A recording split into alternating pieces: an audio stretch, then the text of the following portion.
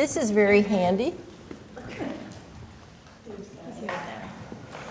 Now, I did this, it really sort of is a part of the model and sort of, but I keep masking tape on my floors in group rooms. I just put a piece of beige masking tape like that, beige masking tape like that, and a colored piece X. And the V of self-regulation is when I am triggered. Here is, I have changed the names of these lines a million times, but really they are hyperarousal and shutting down. Hyperarousal, shutting down. So, okay, this is what triggers me. When I am triggered on the shutting down line, I do this soliloquy, right? On the hyperarousal, which is what you are when you're triggered, this is who I am. I this, I this, I this, I this, I this. And then there's the line of regulation, which is the middle ground. Here's the balance. Trauma teaches us to remain dysregulated, and we stay with that throughout our lives. We learn because something is terrifying, and we can't process it, to shut it down, to shut ourselves down. And then when it comes out of us, it is a Mount Vesuvius coming out of us. We blow right past middle ground. So part of what we're training people to do is find middle ground, find middle ground. And that's why I leave it on my floor all the time. And what you find is what happens with your groups is they just jump on it when they feel like a need. So would anybody like to be a maiden voyage with this and just demo it and I'll help you?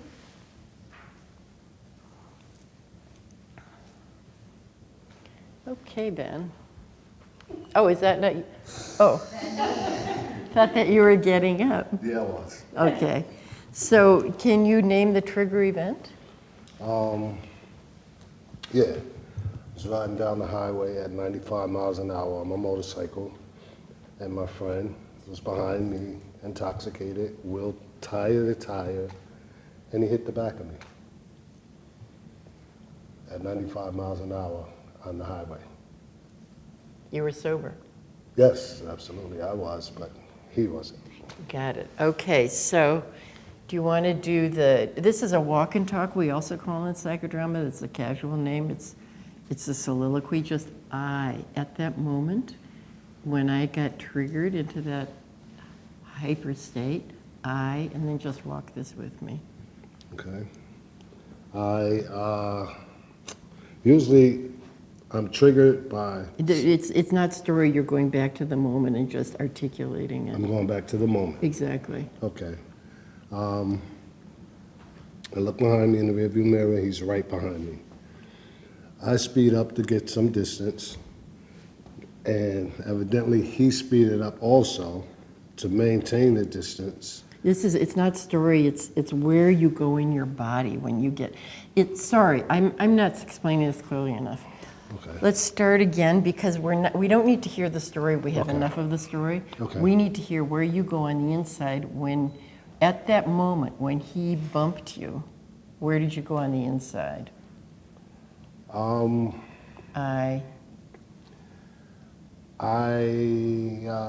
immediately started talking to myself. Okay. Directing I am myself talking to I am talking to myself. Mm-hmm. Time slows down. Yes, which enabled me to. I am. It's not a story. I am.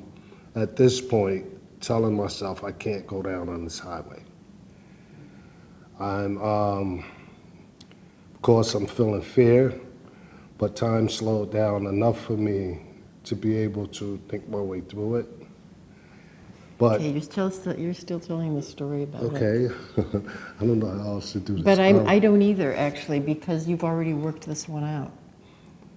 Well, Does it still get triggered for you in the present? yes, it does. That's the one we want to hear, because we want to heal what's getting triggered for you in the present. Do you know what I'm trying to say? Yeah. I don't think I realized how traumatic it was while it was happening. The trauma came afterwards. And does it get triggered in real life? When you get triggered, when this event comes back to you, mm-hmm. Does it trigger something in you that you feel out of control about, or have you pretty much managed it? That's a good question. I guess I pretty much managed it. Yeah, it sounds like it. Yeah, I pretty much managed it because I don't let anybody get behind me like that anymore. And an equivalent doesn't happen necessarily, because how many times do you get bumped at 95? Yeah. Yeah. So I guess I managed it. So you're in the middle ground. Yeah. Now I'm in the middle ground. Yeah. So this way I can see out of both of my mirrors. No, I'm just kidding. I think I'm in the middle ground because I feel like I don't really feel panic or anything anymore.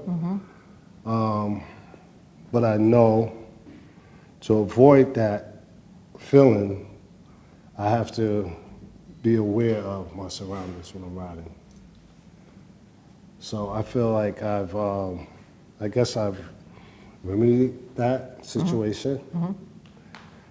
And I haven't experienced that since because I'm aware of that. Okay. All right. Thank you. Yeah. Thank you very much. One more. And start, if you can, with a... Is your hand up? Yeah. Yeah, come on up. I'm still triggered by this one. Said I'm still triggered by this one. So this will Okay. be fun. Yeah. So what's the trigger? Assumptions, accusations, all in Okay, one. so when you get triggered by encountering assumptions and accusations, I feel angry. I feel like I can't trust people around me. I feel like I want to act out and I want to prove myself, and not that I want to go crazy, but I feel crazy because I'm so angry. Because, like, how dare you? How could you? Me? Out of all people? I'm afraid. And it's really fear. And I hear a sound in there. Yeah? Can you make Because the it's sound? triggering. Yes, make the sound. Whatever sound it is. I just want to curse. Yeah, go. Just make a sound that is cursing. Just scream Yeah. loud. Yeah. Oh, I feel weird doing that. That's okay. Let yourself. I just It's- really it- want let to your- scream F you. Like, Let your nervous system scream. everybody's going to hear me. No, it doesn't have to be that loud. Okay. Ah. A little louder. Oh my God. There you go. Okay. Okay. Keep going. And that's it. It was fear.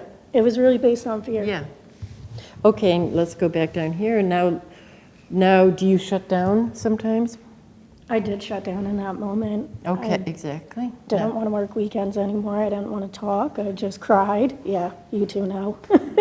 I cried, and then I think I said, this is BS, and I just kind of shut down and got in my car, and then I cried. Didn't really talk to anyone. I mean, I did apologize to Megan, though. So I did what I withdrew. Yeah. I withdrew. I isolated. Isolated a little bit. Yeah. Okay. Lots of things. Yeah. Well, crying is not so shut down. So just to, Yeah. let's go here again. I mean, that's good that you can do that. Yeah. And this is middle ground. When I manage this, I feel. When I manage it, it's not totally managed, but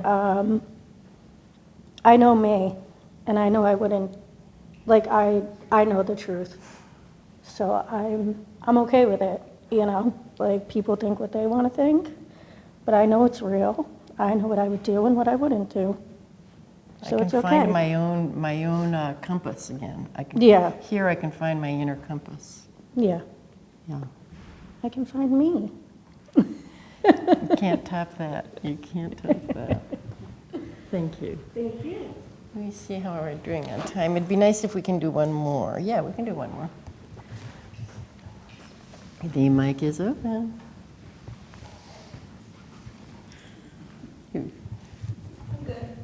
Okay.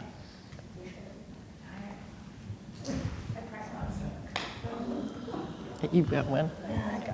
Okay. I'm super traumatized. I could be here all day. Listen, when I was in training, I couldn't believe people didn't take the stage when they were offered. I'd wait, I didn't want to take over, but if no one took it, I was on the stage. All right. I guess like men yelling. It can still be a real trigger for me. And most times I tend to like shut down. Okay, let's start there. So we'll do that one first. I feel small. I feel insignificant. I feel threatened. And I want to fawn. I take responsibility for this other person's mismanagement of their emotions. And I feel like I have to fix it and make it okay. I ruminate. I'll isolate and I'll turn it over in my head over and over and over and over again. And I get angry at myself rather than the other person, for maybe not like sticking up for myself or, just like taking responsibility for something that typically is not my responsibility to take. And I want to connect it with your earlier embodied psychodrama with your father, right? We learned these things somewhere. Okay. And the line of overwhelm. When I get overwhelmed, when I get hyper loud. I want to fight.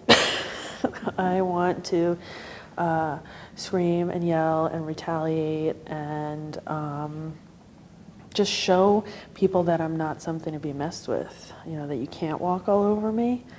But usually that ends up with me hurting myself by taking it too far, because I don't talk about it and I hold it in and then I blow up.